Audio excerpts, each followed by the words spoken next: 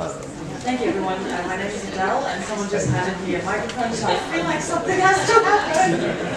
Okay, no, I won't do that to you. I think that would be very unfair to all of our viewers. As Olivia said, I'm Adel. I'm a Turner PR here in the city. My specialty really is travel and tourism PR.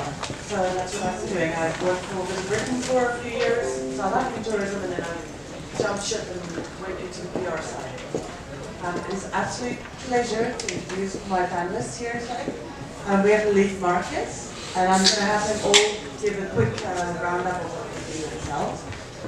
Cochran, Khadjiat, Oseni, and Danielle Renwick. So I'm going to hand off, and Lilit is going to give you a quick intro into what she does.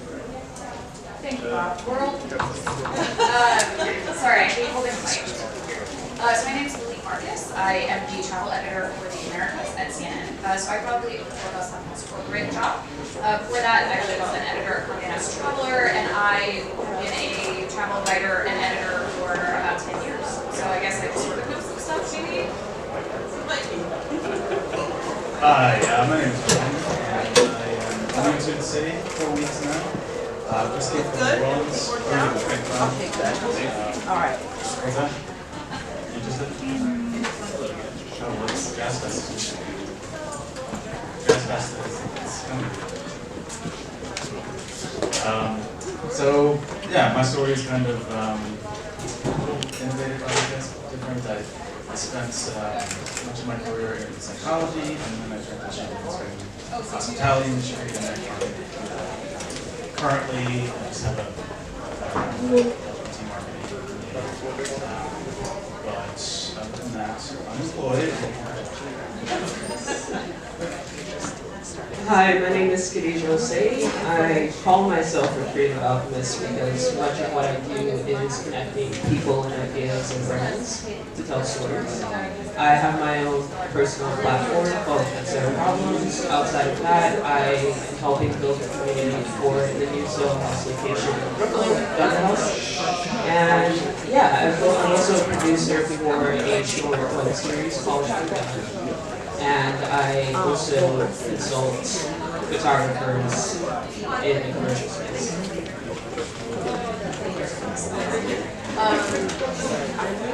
name is Danielle. I'm the senior editor of Lilit.com, which is the website for companies that morning show. We basically produce travel content that companies and some of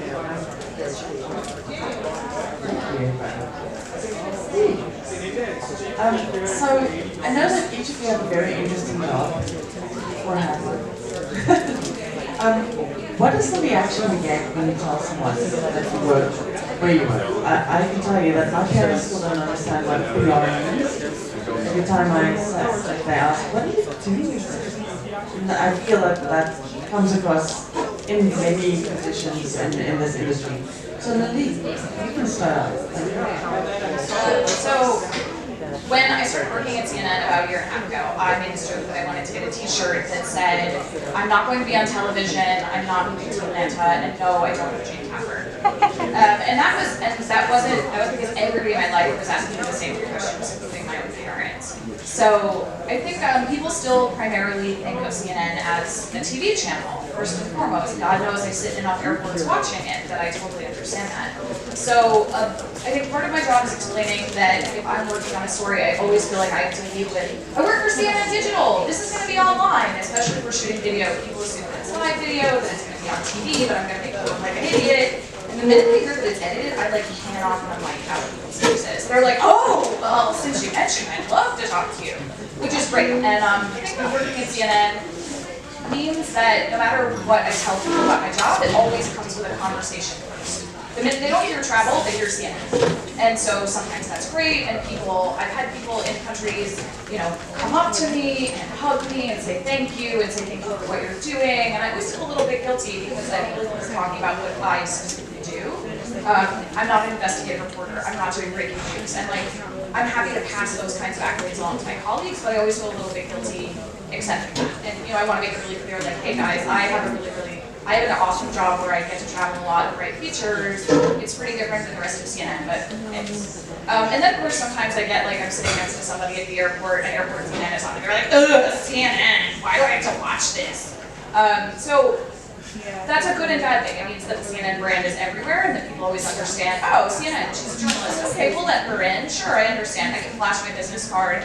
And even people who I don't share a common language with, we see the logo and they're like, oh, CNN, I've heard of that. Cool. So that's one of the great sides about it. But yeah, it always means that I have a full paragraph of explaining CNN before I can even get to the final part of my job.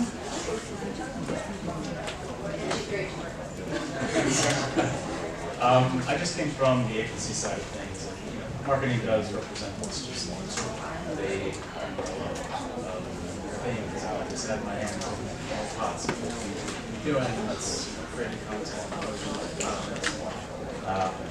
strategy sessions, and translating plans. We saw that ad you did. It's beautiful. Right. If I have a finished product for the photo, something like that. Other than that, it's hard to post. Once it does hit. Oh, you made a thing. That's what people say. Like once there's a finished video that I can show people, then they're like, oh, this isn't TV. But sometimes it, yeah. It takes a little while. People don't really generally understand what production is or being an artist is unless you're in that field yourself. So with those questions, I don't know, it's interesting. I just ask other people, well, how does it make you feel? What are you looking to get out of what it is that I do? And that's how I navigate it. But it's pretty difficult to be succinct about just basically creative strategy and being able to spot trends. Like there's a certain mindset that you have to kind of be in to understand it fully. So I don't really know if anyone will ever know what it is that I do unless they're directly in it, but it's always a nice conversation starter. Yeah, I don't know anybody that like doesn't write and edit. Like, 'cause that's what I've done my whole career. I have no idea what my friends who are lawyers do or what my, like, I just imagine it's very hard to understand. But I usually get asked if I know Tony. Don't know him. People usually assume I work for CNN, and then I explain how, in fact, Tony doesn't even really work for CNN, he works for ZPZ, which then his show is distributed by CNN, and then I work for this other company called Rose and Kingdoms, so CNN hired to host the website for his show, and so that's so you kind of have to explain that it's this big web, and I think it's helped me appreciate just how strong one person's brand is, that like, I can't even imagine how many people work in that, like Anthony Bourdain empire brand. It's just one person, but it's a huge, it's a whole empire. I'm glad that I didn't ask her for you. Maybe I'll meet him. I love you. So we're here to talk about storytelling, and we're all kind of in the field of creating travel writing or travel content in a way. But the way that travel stories are coming across has changed so much. It's so evolving. I mean, a travel story can now be an Instagram story, but you still feel that you've got that travel experience. So I wanted to find out from you guys, what is it that you consume? How do you consume your travel stories? Do you love reading it online? Are you a long-form person? Do you like snippets? How do you love getting your travel stories? Danielle. So we were talking about this before. I actually am not like a listicle person, and I appreciate that beautiful online experiences are being made, but I don't generally spend a lot of time in front of my laptop or in front of my computer consuming these things. I'm usually running around doing something else. So like what I do consume is anything I can send to my Pocket app. And read on my tablet or read on my phone later, or I still like reading New York Magazine and the New Yorker, and like I when it gets to a certain quality, I have faith that like this has been procured and is something that is worth the time to read it. So I'm not sure that I'm like, I don't know if it's very normal these days to really get into sort of longer articles. And then when I want something visual, when I want that interactive experience, then I'll click through Instagram instead of necessarily going to the guest for that. Instagram has become very important, I think, in travel storytelling. I'm a very visual person, so I always go to Instagram, and a lot of people also direct message me for tips when they see I've posted a picture or a video somewhere, and also just personal recommendations from friends in email chains is a popular way that I get local information. Pinterest is pretty great as well. Yeah, I've kind of stopped reading long-form blogs and publications because it's almost like the genesis of storytelling has shifted to connecting to people, and it's more about projecting what this brand's agenda is. And I really just want to get a tangible sense of how I would feel in another person's shoes.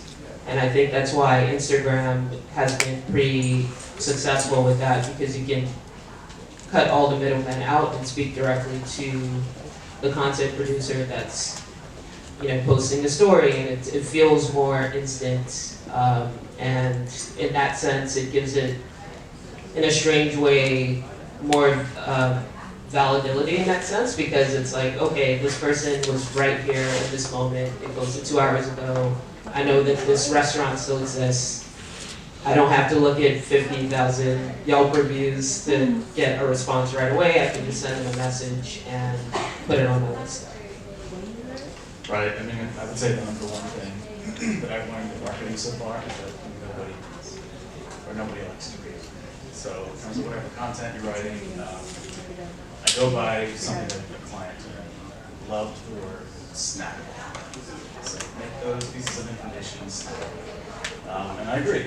That's how I put things through every platform. Newsletters and Instagram is a big one for me as well. I use it for drinking back as well. Rankings and great. Short forms.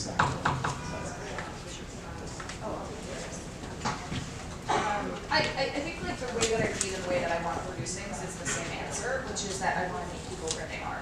And they're everywhere. So I try my best to read everything and to consume whatever I can in every single format that I can get it. And luckily it happens that travel is the thing that I'm the most passionate about. So it never really feels like work, which is a nice feeling. But if those people are on Instagram, they want their content delivered in this way. If people are into reading longer form pieces, they want it delivered this way. If they want it in a blog post, they want it this way. If they want to watch a video, they want it that way. And so I feel like I need to know all of those things, and I can't be choosy about. Ultimately, what I want is to have people see great content and to have them plan tricks and make them really, really fucking happy. And in order to do that, I don't care where they find it, I just care that they find it. And luckily, I work at a company that agrees with me on that. We have newsletters, we have blogs, we have phone alerts, we have social media. We'll find it and we'll make it. And that's really exciting that I don't have to be responsible for those particular products myself. But I just, when I was a kid, I read the back of cereal boxes every day at breakfast. Like, I read the ingredients on my toothpaste label every day when I was brushing my teeth. Like, it comes from everywhere, and you never know where a story's gonna come from. And some of my favorite things that we've ever covered and some of my favorite things that I've ever read or learned about have come in the most unexpected places. And sometimes my favorite travel stories are not on sites that are called travel sites. Sometimes they're a really, really great profile somewhere. Sometimes they're an amazing local news story that manages to float up to this level where it becomes national or international.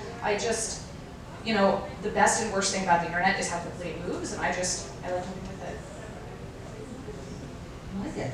I think it's a very different perspective. Each of you had a different way of approaching where you find your stories.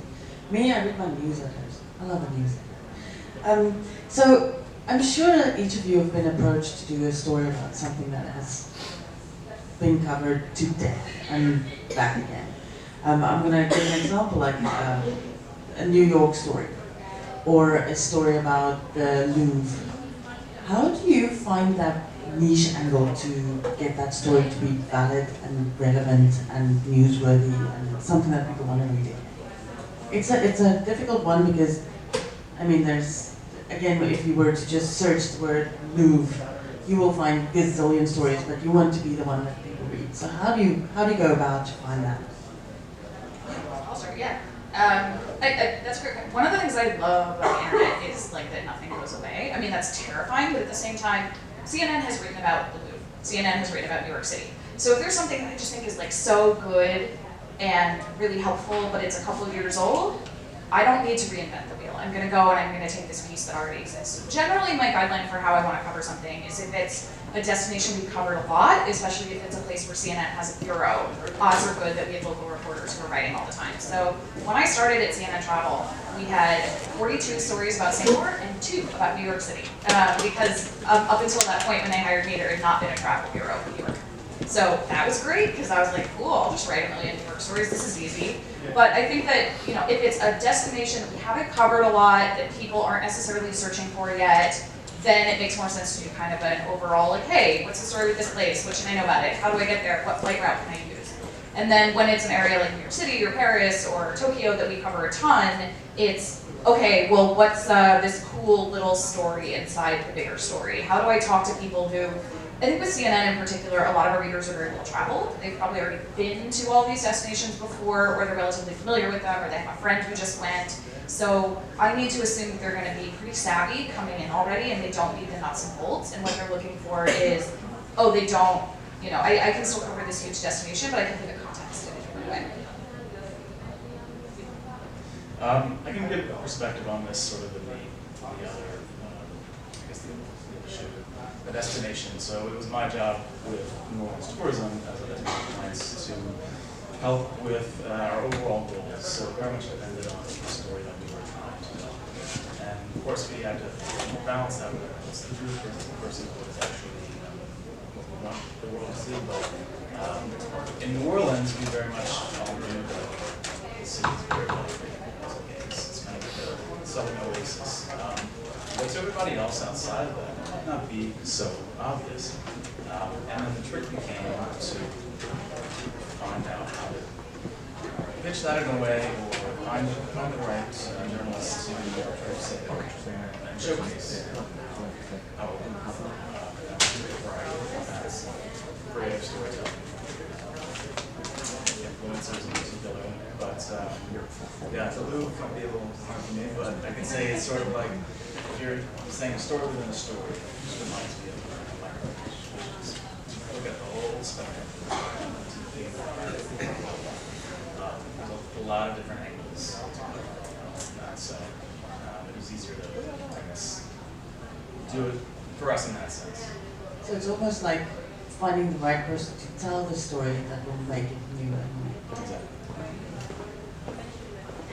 Exactly what you just said. For Travel Noir, when I contributed to their blog, they were looking for local guides like around New York City, and I grew up in New York, so for me, walking around New York isn't exactly as fresh as someone moving here. So I always try and place myself in a state of constant learning and not assume that people have experienced things that may feel commonplace to the locals. So I just try and get myself lost in a different area that I might not have ventured in myself. Again, looking for people on the ground through Instagram and other social media networks, and asking them what's a typical day in the life for someone that lives in Brooklyn or Manhattan, and kind of figure out where these local gems are, and then go in like an investigator, do my own research, and truncate, based on all the conversations I'm having with these local people in this area. Yeah, kind of the same. I was thinking just the thing that's changing about these places, or the thing that's changing in the way we cover these places is just whose voices get to describe what these places are to them.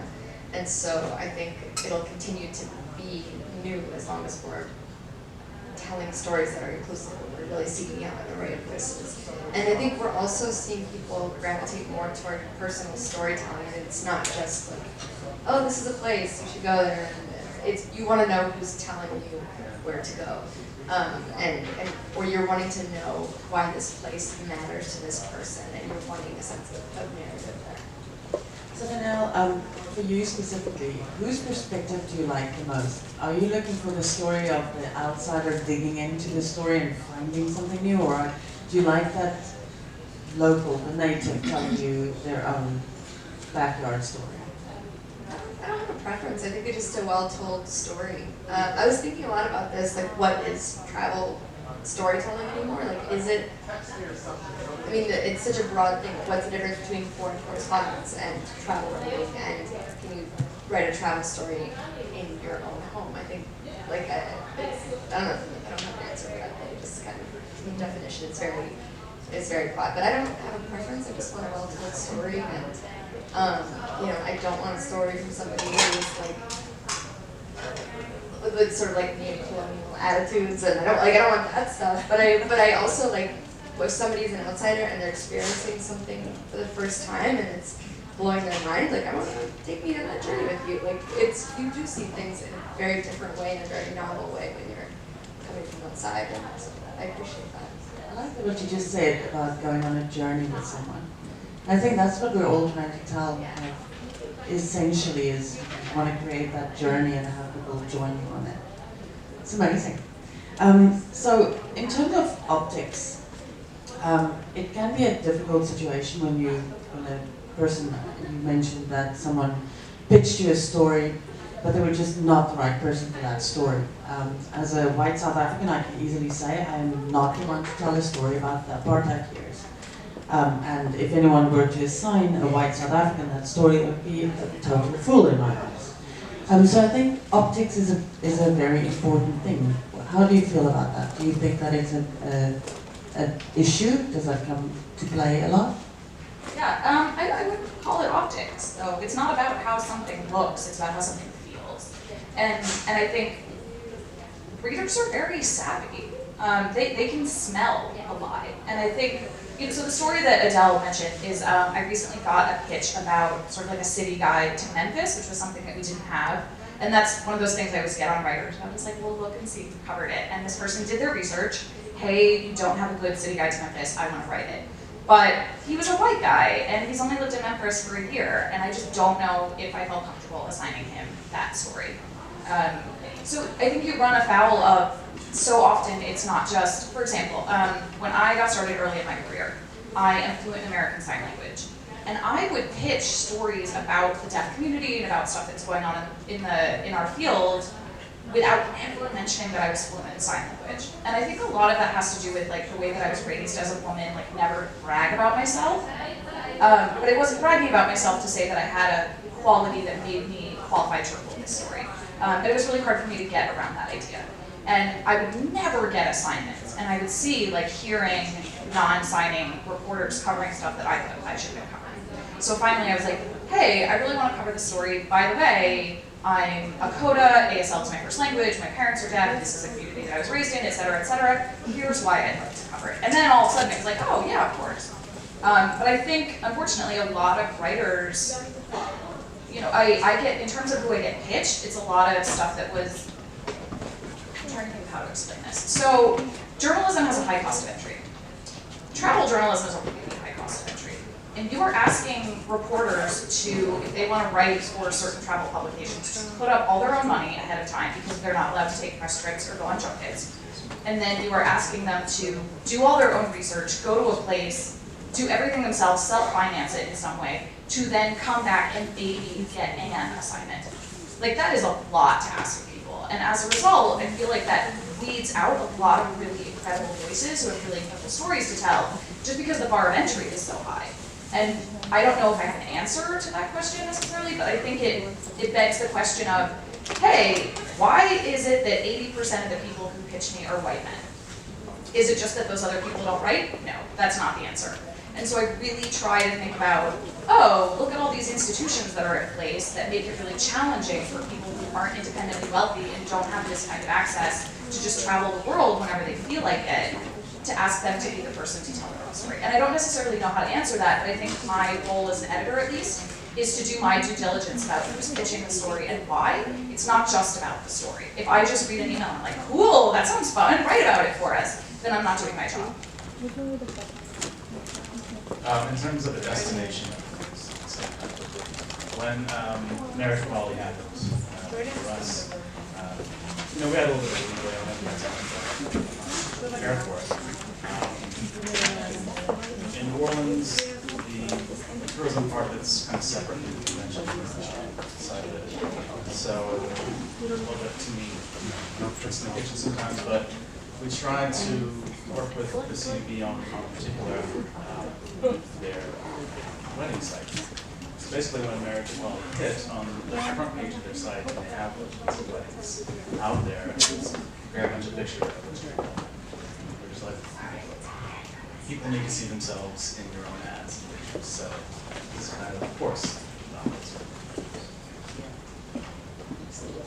Yeah, I was going to say optics are very important as well, because I not only want to be seen, I want to be heard, and there is a disconnect in general with people of color that are in a space trying to tell the stories that are often marginalized because of a perception of what they look like, what their name reads like. It's something that even before I got into the storytelling space, I had to deal with. Even now, if I'm wearing a turban, I get numerous questions about where I'm from. It's not enough for me to be from Brooklyn, New York. So I think that in certain instances, we need to check our privilege as far as what access is really granted to a large scale of people. And even this traveling as an American in other areas, I always have to check my privilege with how I'm communicating with people, because there's a certain perception that moves beyond me that has already been permeated through media. So I think it is important for people to be seen and for that to be acknowledged, because that's a very sensitive subject when you step into certain spaces with, again, trying to be inclusive and diverse in the types of narratives that are being told. And with travel in general, like, it's been pretty interesting to see an industry that is meant to bridge perceptions is also very divisive. There are very few spaces for people of color to share their experiences, and you're lumped into, oh, you're the black travel blogger, and you're just going to cover black stories. And I think even like with talking about Africa, just in general, like, people see it as one large, it's not a country, it's a continent. There are very many nuances between people that are from that continent. And the sensitivity with just connecting to someone on a human level needs to be more, it's very hard to talk about this subject to not get long-winded, but I think everyone in the room understands which direction I'm moving with this, that there's a long way for us to go in order to really feel like we can iron out a place where people feel like they belong in the space and want to contribute and write an editor and ask them for the opportunity to even have their voice heard. It's like, it's I think that we should aim to be more inclusive, but I think we should also, like, I actually would be interested in hearing a white South Africanist like perspective on apartheid, and I think we shouldn't be, get as many perspectives as we can, and don't shy away from perspectives that are complicated. And that's something that I think we should be digging into, and I think it's actually, I don't want to say more important, but I think we do need to ask people to, like, it's one thing if, it looks really nice if you have a really diverse array of contributors for publication, but, like, we also need people to be telling stories that are difficult and push them. You don't want to come across as trying too hard sometimes as well. Yeah, or resorting to And that's why there's a problem in the first place, because people aren't honest with what they're choosing, what they want people to see. So because that's